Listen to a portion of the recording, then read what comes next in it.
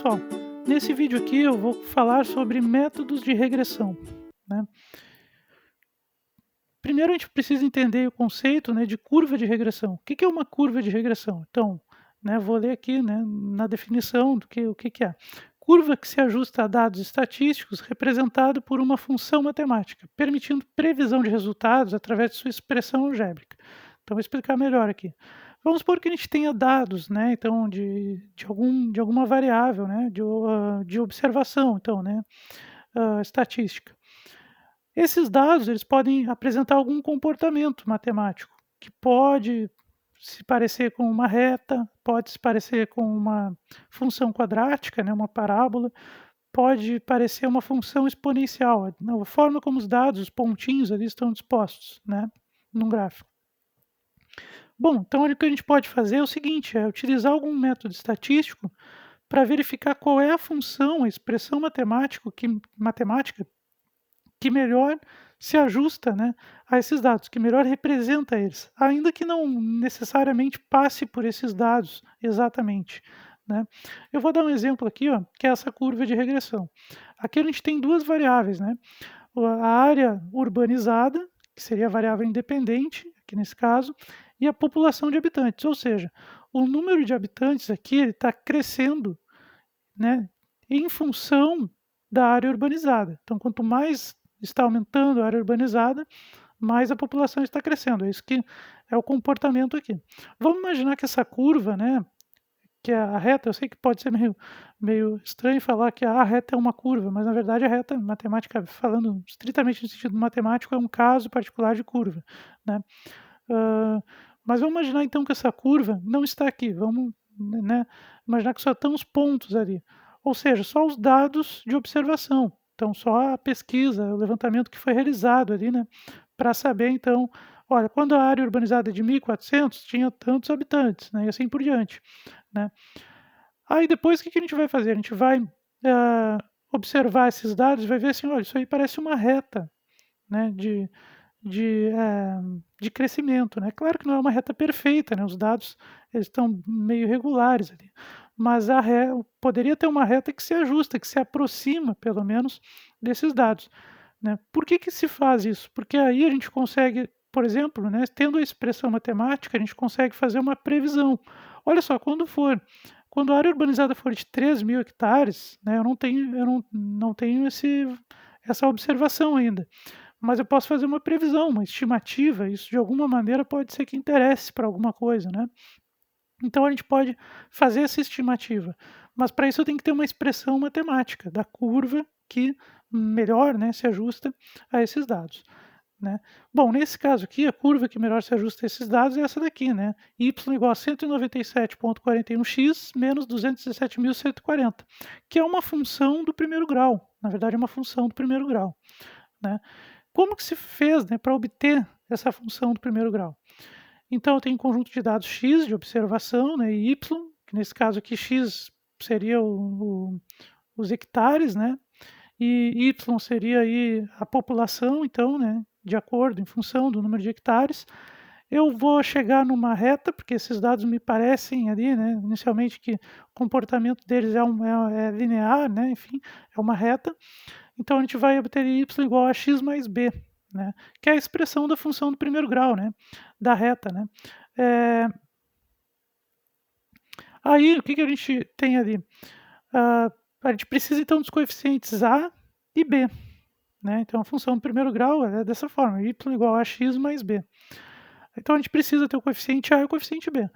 O coeficiente A e o coeficiente B são usados por aquelas expressões ali, que são bastante trabalhosas de se fazer manualmente, né, então, fica a sugestão aí, né, procurar um software para obter então, né, a regressão, nesse caso aqui, a regressão linear, né, porque é uma função, de primeiro grau, tá.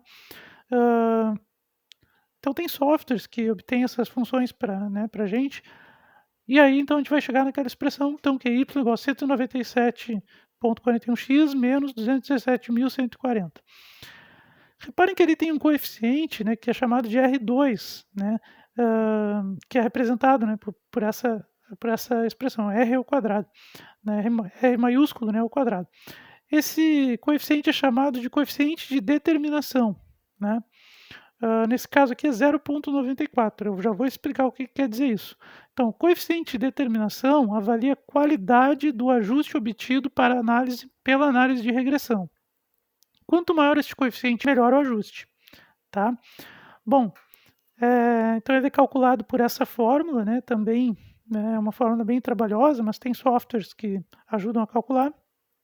E, inclusive, ele pode ser um parâmetro para decidir qual curva melhor se ajusta aos dados, porque a gente poderia pensar, né, nesse nosso exemplo aqui, que, bom, tá bem, tem a reta, mas e se eu colocasse ali uma parábola, uma função quadrática, será que não seria melhor?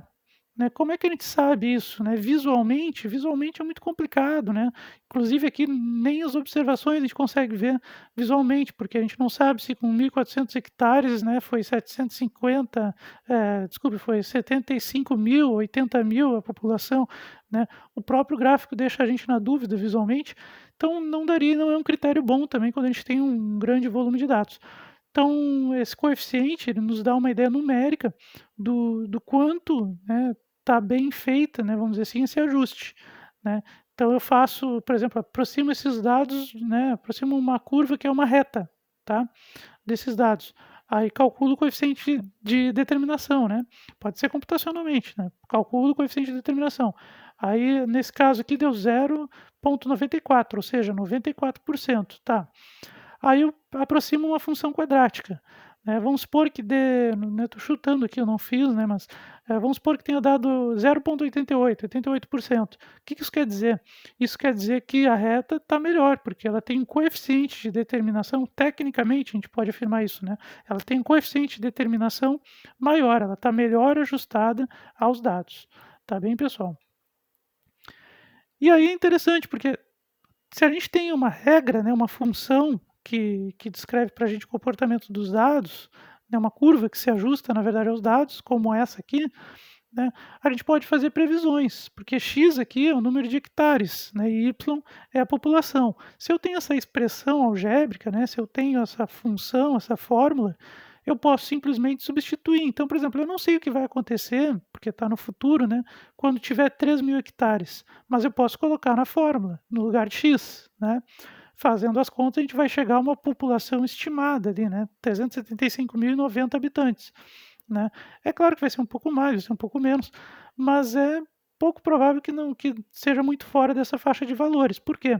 Porque o comportamento de crescimento dessa população, né, em função da área urbanizada, está seguindo, né, essa função de primeiro grau, tá muito bem ajustada a curva, né? Tá, enfim, né, até pelo coeficiente de determinação, que é bem alto, que é 94%. Né. Tá, e se eu quiser saber, né, extrapolar um pouco, quando for 5.000 hectares, né, a gente pode substituir na fórmula e, eh, também calcular, né. Então aqui a gente vai ter a previsão de 769.910 habitantes, né. E a gente pode fazer isso. É claro que não dá para extrapolar muito, porque tudo tem um limite, então vai ter um limite da área urbanizada, né. O crescimento populacional também pode crescer devido a outros fatores que não só a área urbanizada, então aí tem uma série de coisas, né, então não dá para extrapolar muito, mas valores próximos, né, a gente consegue fazer uma previsão, né, fazer uma estimativa, né, que vai ser bem aproximada em função, né, de que, os dados, né, vão a tendência é os dados seguirem o comportamento, né, da curva de regressão. Quanto mais dados se tiver também, né, melhor também vai ser o ajuste da curva, né, claro, obviamente. Bom, aqui eu dei um exemplo de regressão linear, né, uma regressão que utiliza uma função de primeiro grau.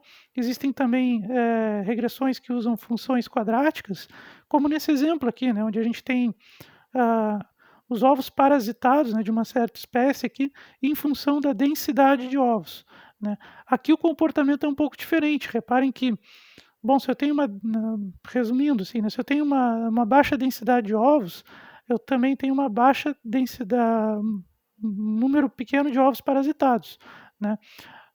Quando aumenta, né, essa densidade, aumenta o número de ovos parasitados, mas chega um ponto em que a densidade de ovos segue aumentando e o número de ovos parasitados vai diminuindo. Então aqui uma reta não seria um modelo matemático muito bom, né, para representar esse conjunto de dados, essa relação entre essas duas variáveis, né. Então aqui provavelmente o melhor modelo, né, aqui tenha sido realmente né, até o que parece ali pelo comportamento dos dados, a maneira como os pontos estão dispostos ali, a função quadrática, tá? Reparem que os coeficientes de determinação, a R2, isso aqui é retirado de um artigo, né, de um trabalho. Então, ali o autor calculou o R2, né, o coeficiente de determinação. Olha ali, deu 95%, outro deu 97%, 98%. É bem alto, né? O que isso significa? Significa que essa curva, né, essa função do segundo grau, está bem ajustada aos dados, né, de observação aqui, né? Aqui a gente tem um outro exemplo, que é o número de ao longo dos dias, né, e os casos de Covid, o aumento de casos de Covid, né? Então, seguiu, se a gente olhar só os pontos ali, né, em vermelho, vamos imaginar que não tem nenhuma curva ali, né? Se a gente olhar para esse comportamento, ele vai lembrar muito uma função exponencial. Se a gente for colocar isso num programa de estatística, né, a gente vai ter uma função então exponencial, que a expressão está lá em cima, né, 1,26099 vezes aquele ESP ali, quer dizer que é E elevado, né, na 0,25962 vezes o número de dias. Então está dado uma expressão lá em cima, que é justamente da função que melhor se ajusta aos dados de crescimento de casos. A gente poderia tentar representar esses dados, né, ajustar a esses dados uma reta, por exemplo, uma função do primeiro grau. Poderia, mas talvez não ia ficar tão representativo. Provavelmente o coeficiente de determinação ia ser menor, né? Então, o melhor ajuste aqui, muito provavelmente, até pela disposição aqui dos pontos, né, deve ser mesmo realmente a função exponencial, tá?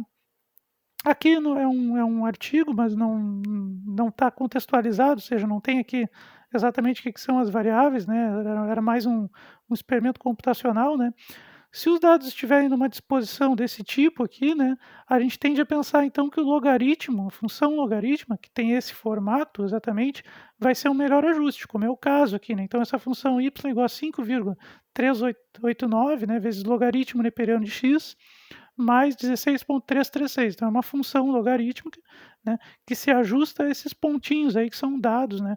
Na verdade, aqui são computacionais, não estão ligados a nenhum fenômeno específico, né, mas se tiver algum fenômeno que tem esse formato aqui, que os dados apresentarem essa disposição, né, provavelmente o ajuste logarítmico deve ser o mais apropriado.